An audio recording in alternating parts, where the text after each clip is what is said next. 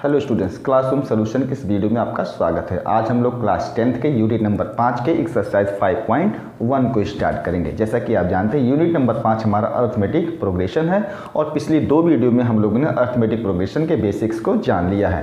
तो इस वीडियो में हम लोग आज एक्सरसाइज स्टार्ट करेंगे। तो जैसा कि क्वेश्चन नंबर 1 में 4 पार्ट है टोटल, तो आज हम इस वीडियो में केवल पार्ट नंबर 1 और पार्ट नंबर 2 को सॉल्व करेंगे। चलिए वीडियो को स्टार्ट करते हैं। जैसे कि क्वेश्चन में आप देख पा रहे हैं कि निम्नलिखित स्थितियों में जो कंडीशन आपको बोर्ड पे लिखे गए हैं, जो आपके बुक्स में कंडीशन दिए गए हैं, उसमें हर कंडीशन को आपको ये चेक करना है कि ये दी गई संख्याओं की सूची एपी है या एपी नहीं है। तो इसको पता करने के लिए हम इस क्वेश्चन को सॉल्व करते हैं। तो पहले क्वेश्चन में एक कंडीशन है कि पर किलोमीटर के बाद टैक्सी का किराया, ठीक है, हर बार टैक्सी का किराया, और कुछ शर्तें हैं कि पहली बार टैक्सी का किराया जो फिक्स्ड है कि आप टैक्सी को हायर करते हैं तो किराया पहले किलोमीटर का 15 रुपये है, और उसके बाद हर एक एक्स्ट्रा किलोमीटर के लिए आपको अतिरिक्त भाड़ा देना पड़ेगा 8 रुपये पर किलोमीटर के हिसाब से। तो क्या ये जो कंडीशन दी गई है वो हमारी एपी है या नहीं है? तो चलिए देख लेते हैं, चेक कर लेते हैं। और चेक करने से पहले आप एक बात जरूर ध्यान रखिएगा कि एपी जानने के लिए सबसे पहले हमको ये ध्यान देना है कि जो नंबर्स की लिस्ट होगी उसमें कॉमन डिफरेंस इक्वल है या नहीं है। अगर कॉमन डिफरेंस इक्वल आ रहा है तो कोई भी संख्या की सूची जो दी जाएगी वो हमारी एपी कहलाएगी। चलिए चेक कर लेते हैं। तो यहाँ पर देखिए कि पहले किलोमीटर के किराए 15 रुपये है। इसका मतलब हमको मिल गया कि हमारा A1 जो है वो है 15 रुपीज़। ठीक है, अब हम एपी तैयार करते हैं। प्रत्येक किलोमीटर के लिए भाड़ा 8 रुपये है। तो जब हम A2 निकालेंगे तो इसका मतलब A1 में हम 8 रुपीज़ को ऐड करेंगे तो एक नया नंबर मिलेगा हमारा 23 रुपीज़। ठीक, आगे चलते हैं। अब A3 मतलब हमको 23 में फिर प्लस 8 करना है तो हमारे पास आएगा 31 रुपीज़।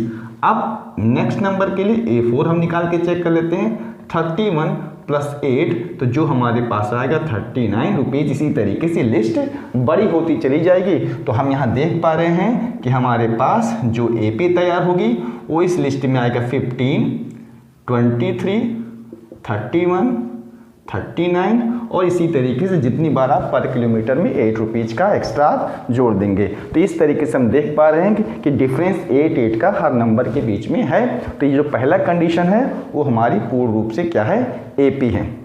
ठीक है, तो अब हम चलते हैं क्वेश्चन नंबर 2 की तरफ। क्वेश्चन नंबर 2 में जो है उसमें कंडीशन है कि हमारे पास एक कोई कंटेनर है जो बेलनाकार है, सिलेंड्रिकल है, उसमें हवा भरी हुई है।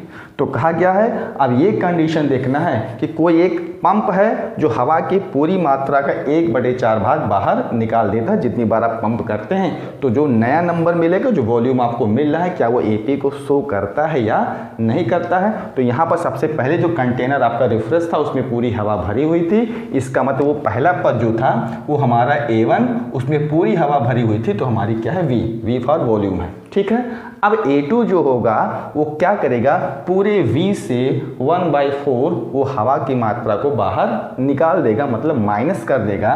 तो A2 जो हमारे पास होगा वो मतलब V माइनस 1/4, वो भी किसका निकालना है, आपको निकालना है किसका, 1/4 ऑफ B। ठीक है, पूरे आयतन का 1/4 भाग। तो यहाँ V माइनस, अब यहाँ देखेंगे तो ये हमारा लिखा जाएगा B/4। सॉल्व करेंगे, 4B minus 1B is equal to 3B/4। तो प्रथम पद V और द्वितीय पद 3B/4 है। चलिए तीसरा पद भी हम लोग ज्ञात कर लेते हैं। तो तीसरे पद को जब हम लोग ज्ञात करेंगे तो इस समय बेलन में हवा की मात्रा जो है वो हमारी है 3B/4। अब इसमें से माइनस होगा, क्या माइनस होगा, 1/4 ऑफ जो हवा उस बेलन में भरी होगी, पूरी हवा का 1/4 भाग। तो जरा अब इसको सॉल्व करेंगे तो ये आएगा 3B/4 माइनस, यहाँ पे लिखा जाएगा 3B और ये हमारा हो जाएगा 16। ठीक है, सॉल्व करेंगे।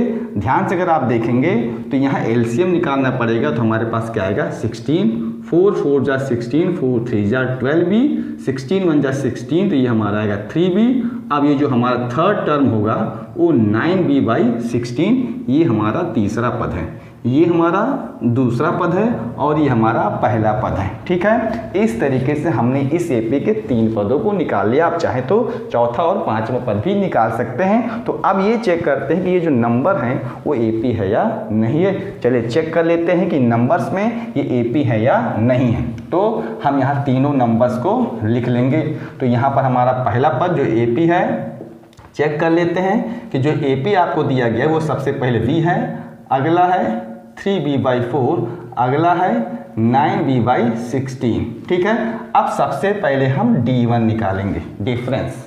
ठीक, डिफरेंस जानने के लिए हम क्या करेंगे, a2 माइनस a1 करेंगे, मतलब 3b/4 माइनस हम v कर देंगे। तो आप ध्यान से देखेंगे 4b, ठीक है, तो ये हमारे पास आएगा 3b माइनस 4b/4 और ये रिजल्ट देगा आपका माइनस b/4। मतलब पहले 2 पदों के बीच का जो डिफरेंस है वो माइनस b/4 है। चलिए अब हम जरा d2 को निकाल लेते हैं। d2 को जब निकालेंगे तो हमारा a3 माइनस a2 किया जाएगा, 9b/16 माइनस 3b/4।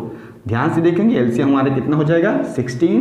तो यहाँ पर लिखा जाएगा 9b, 4 जा 16, 4 3 जा 12b, माइनस करेंगे तो माइनस 3b/16। तो ध्यान से देखने पर आप देखिए यहाँ माइनस b/4 और यहाँ पर माइनस 3b/16। तो इसका मतलब d1 is not equal to d2। तो जब यहाँ पर डिफरेंस ही नहीं बराबर है तो इसका मतलब ये जो स्थिति दी गई है वो हमारी एपी नहीं होगी। तो इस पहले प्रश्न में वो हमारा एपी है, लेकिन प्रश्न संख्या 2 में डिफरेंस बराबर नहीं होने की वजह से ये हमारा एपी नहीं है। तो इस तरीके से आज हम लोगों ने क्वेश्चन नंबर 1 के पहले 2 पार्ट को सॉल्व कर लिया है।